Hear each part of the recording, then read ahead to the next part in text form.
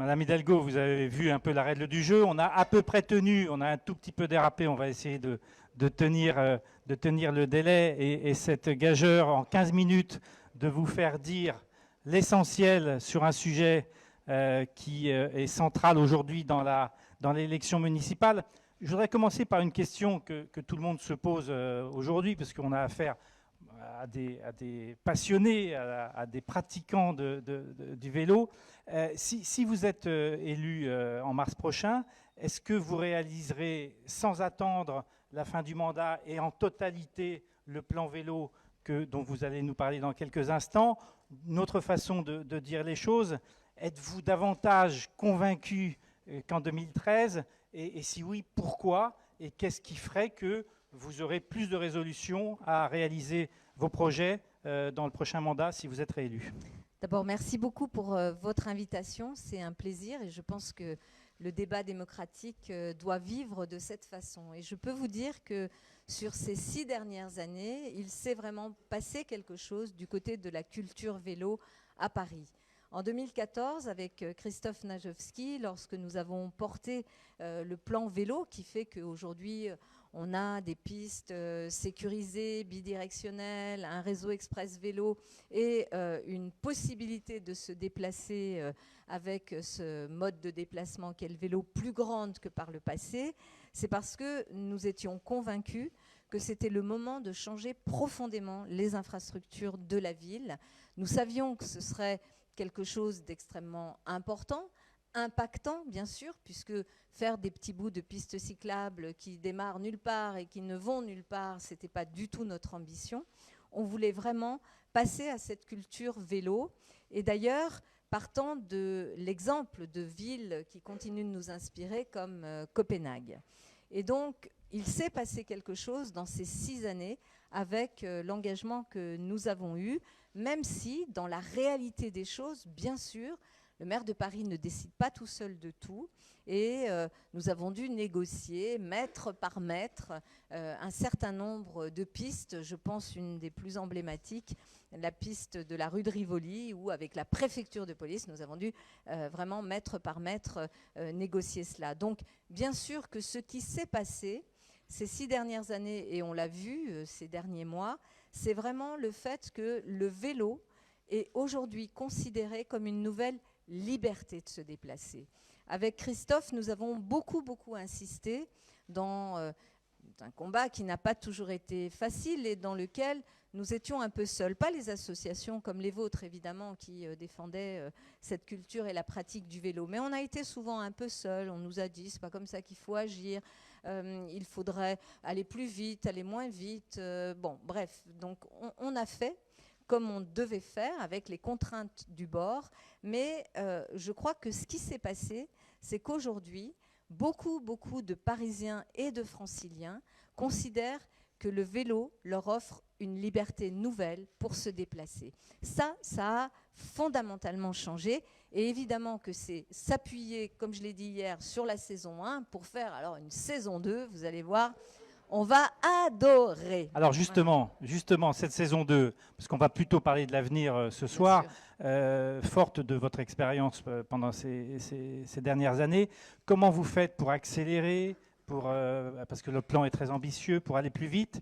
On sait que souvent les hommes et les femmes politiques pensent que l'intendance suit, mais l'intendance, il faut aussi la doter de moyens. Qu'est-ce que vous allez faire par rapport à la direction de la voirie et des déplacements? Vous allez renforcer les équipes techniques? Vous allez embaucher? Quel est votre programme pour faire en sorte que ça aille plus vite que pendant le mandat qui s'achève? D'abord, je crois qu'on a apporté des preuves que cela permettait de se déplacer, de faire baisser la pollution et pour beaucoup d'usagers de voitures, des gens, j'en vois encore plein qui me disent « Je vous ai détesté quand j'ai vu que vous vouliez plus que je prenne ma voiture personnelle ». Et en fait, je suis passée au vélo, parfois à cause de la grève, mais pas que. Hein. La grève, c'est vrai, a eu un impact, mais pas que. Beaucoup de gens, plutôt du côté des dirigeants, par exemple, qui m'ont dit « ça a changé ma vie ». En fait, je découvre la ville différemment. Le fait de ne plus avoir ces obstacles culturels, quand même, hein, idéologiques parfois que nous avons pu avoir, ça va nous faciliter le travail pour aller plus vite et plus loin, parce qu'on n'a pas à prouver aujourd'hui, ni vous ni nous, qu'il faut le faire et qu'il faut y aller, et que Paris est une ville dans laquelle la pratique du vélo est une évidence. La deuxième chose, vous aurez peut-être remarqué dans les propositions que nous avons annoncées hier, nous fixons un horizon qui est 2024. Ce n'est pas la fin du mandat 2024. Le mandat, c'est 2026, 2020, 2026. Pourquoi 2024 ? Parce que les Jeux olympiques et paralympiques vont être pour nous un accélérateur des transformations des infrastructures que l'on doit encore faire. Et on va s'appuyer là-dessus pour que, en 2024, nos propositions soient effectivement réalisées. À la fois cette ville 100% cyclable, donc poursuivre des aménagements sur des voiries importantes. J'ai présenté hier quelques exemples, la rue de... D'abord ici, la carte de tout ce que nous allons aménager. Vous reprenez voilà. Vous reprenez un jour, le préfet Vélopolitain. m'a mis la carte comme ça, le préfet de police, et je lui ai dit elle est à l'envers, et il m'a dit c'est une question de perspective. Alors bon, voilà. Mais c'est pas que une question de perspective, on a les pieds sur terre. Donc voilà, ça c'est l'ensemble. C'est le Vélopolitain qui a été présenté voilà, tout à l'heure par le Vélopolitain président. que nous allons porter ensemble. C'est aussi, par exemple, sur la rue... Oui, je vais répondre. Sur la rue de Vaugirard... Sur la rue de Vaugirard, par exemple, j'ai plus le visuel ici, mais nous allons faire un aménagement du début. Avec une seule voie pour la voiture. Avec une seule voie pour les voitures et avec des pistes cyclables. Et nous allons, bien sûr, pour pouvoir accomplir toutes ces évolutions, transformer profondément la direction de la voirie et des déplacements, qui est une grande direction technique de la ville, dans laquelle il y a beaucoup d'ingénieurs, beaucoup de corps de métiers techniques, qu'on va évidemment compléter, renforcer pour pouvoir accomplir cet objectif. Et puis il y aura aussi toute l'adaptation dans les quartiers. Je reprends d'ailleurs mon quartier n'est pas un raccourci, parce qu'effectivement, il y a les grandes pistes qui permettent de relier plein de points dans notre ville et à l'extérieur de notre ville, puisque c'est un enjeu majeur de faire un réseau qui soit métropolitain, mais que dans les quartiers, il n'y ait pas des stratégies, notamment des automobilistes, qui consisteraient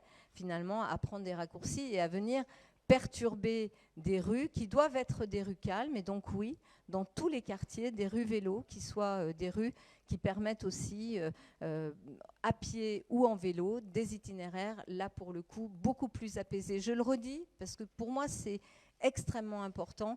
Il faut absolument que dans notre projection, on se mette à la place d'un enfant de 10 ans. Voilà. Si un enfant de 10 ans peut aller à l'école en vélo à Paris en toute sécurité, on aura vraiment réussi notre pari. Et moi, c'est cet objectif-là que je veux porter, et donc avec des moyens évidemment très importants. Vous savez, on a fait un plan vélo 2014-2020 de 150 millions d'euros, ce qui était déjà quelque chose de très important. Je crois qu'au national, le plan vélo, c'est 250 millions pour toute la France. Et là, dans le plan vélo que nous proposons, c'est 350 millions d'euros que nous voulons investir. Ça veut dire, si on ramène ça aux cyclistes, c'est 26 euros par cycliste, par habitant, pardon.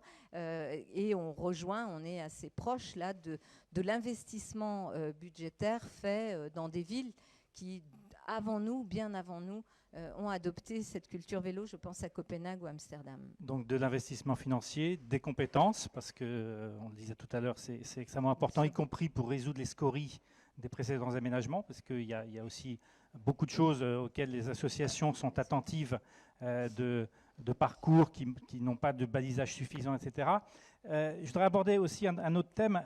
Vous avez parlé de piétonisation. Ça inquiète un peu les cyclistes, parce que est-ce que les espaces piétonniers sont un peu excluants pour les cyclistes? Comment vous concevez ces zones dites piétonnisées? Est-ce que vous pouvez nous préciser les choses?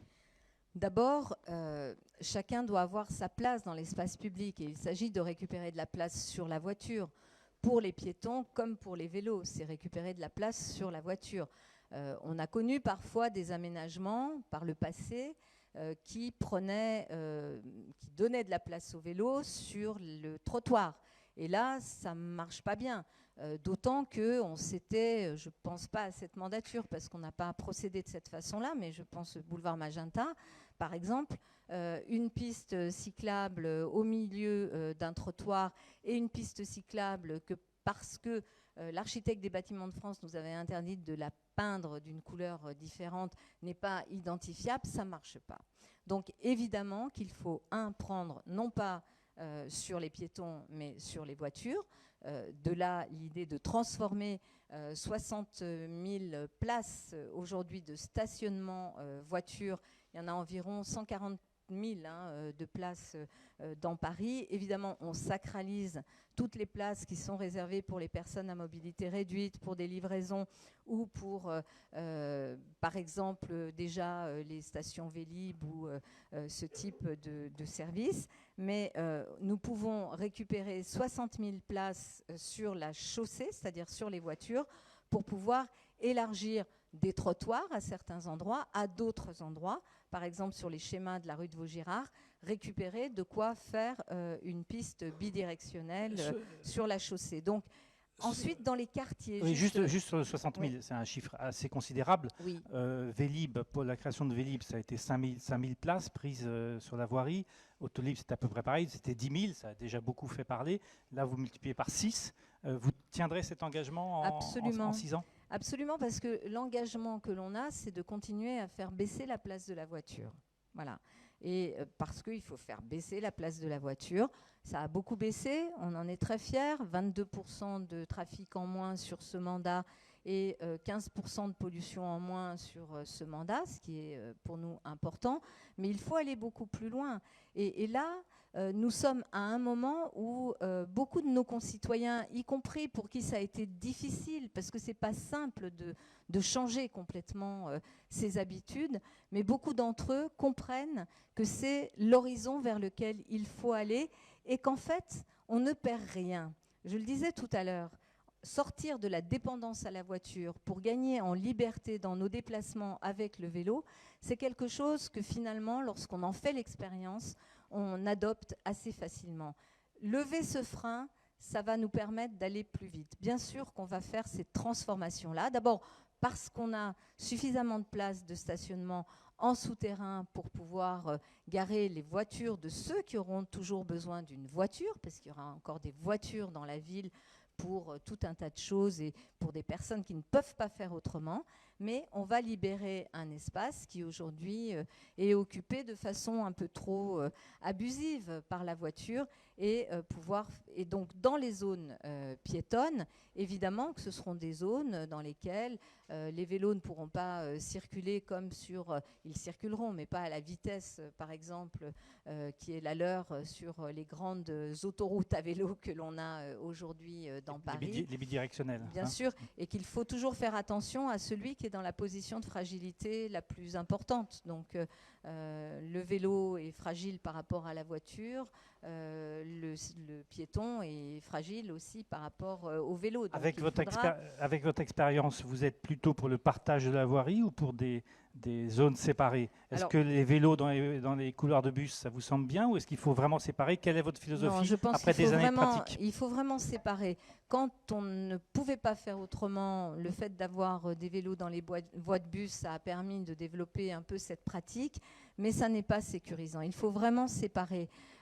Et séparer, y compris avec des couleurs différentes. Je le dis ici, on peindra les pistes cyclables de couleurs différentes pour qu'elles soient vraiment visibles et beaucoup plus sûres aussi pour les piétons. Et puis, on va faire tout un travail aussi sur la sécurité. Il faut que l'on apprenne vraiment le respect ensemble de tous ces usages nouveaux sur un espace qui est quand même assez contraint. Paris, c'est une ville très dense. sur des rues qui sont très étroites, on ne pourra pas faire des séparations. Donc dans des rues très étroites, il faudra apprendre de façon très civilisée à se respecter. Et on va d'abord développer l'apprentissage de la rue et de la pratique du vélo dans les écoles. Ça, c'est un engagement que nous avons pris. Et on va le faire sur le temps des rythmes éducatifs et sur le temps extrascolaire, parce que ce sont des moments où on peut accompagner les enfants. Et on va également proposer dans quelques temps un code de la rue avec Christophe, qui sera d'ailleurs soumis ensuite à la concertation des Parisiens et qui nous permettra là aussi de pouvoir mieux préciser les règles d'usage pour qu'il y ait du respect, de l'intelligence et que surtout il n'y ait pas de conflit d'usage dans des modes de déplacement qui sont des modes de déplacement actifs, je pense à la marche ou au vélo. On arrive bientôt au terme. 2 petites questions justement. Du point de vue du contrôle, du respect du code de la rue, qu'est-ce que vous faites? Police municipale, police spécifique sur le vélo, les piétons, les trottinettes. Et puis, deuxième question pour finir derrière, qu'est-ce que vous faites avec Vélib dans le prochain mandat? D'abord, sur la sécurité, une police municipale, je m'y suis engagée. Nous avions 700 agents en 2014, nous avons 3400 agents aujourd'hui.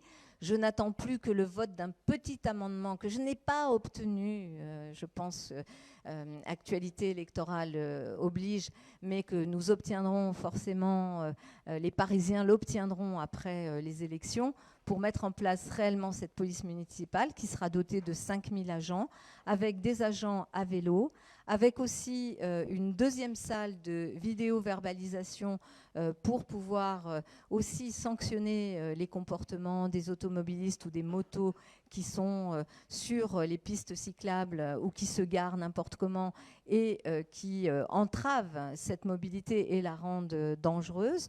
Donc évidemment, on va mettre le paquet là-dessus et ça sera le rôle de la police municipale de pouvoir veiller à cela avec des outils modernes, bien sûr. On ouvrira aussi une maison du vélo dans le 4e arrondissement, la mairie du 4e. Voilà, il vous reste 40 secondes. Et 40 secondes pour Vélib. Vélib, aujourd'hui, 344 000 abonnés. C'est le système de partage de vélos le plus important en fait au monde, avec 100 000 locations jour. En fait, on a dépassé le Vélib 1 et on a aujourd'hui un Vélib qui est à la fois avec un Vélib électrique, 50-50 mécanique électrique, et qui est métropolitain. Évidemment que le niveau de qualité, le niveau de service, et notamment la relation client est un sujet sur lequel nous continuons à pousser l'opérateur qui a été choisi après un appel d'offres, et nous le maintenons, mais nous allons aussi accompagner et développer d'autres systèmes. Je pense notamment à tous ces systèmes d'aide à la location de courte ou de longue durée sur des vélos spécifiques, par exemple des vélos cargo, pour des familles, pour transporter des enfants. Peut-être que les gens n'achèteront pas un vélo cargo, mais pourront l'utiliser pour des promenades du dimanche, du week-end. Également pour des personnes à mobilité réduite qui pourront aussi avoir accès à des vélos spécifiques. Pourquoi pas aussi pour les personnes âgées, nos aînés, qui ont envie de faire du vélo, mais qui ont peut-être besoin d'être un peu sécurisés. Là aussi, on mettra à leur disposition dans ce service qui ne sera pas un service type Vélib, c'est-à-dire ça, on s'en occupera directement, un peu sur le modèle de Grenoble, parce que Grenoble est aussi une des villes françaises qui, pour moi, m'inspire. Nous mettrons en place aussi ces accompagnements, ces aides et ces systèmes d'accès au vélo pour toutes et tous.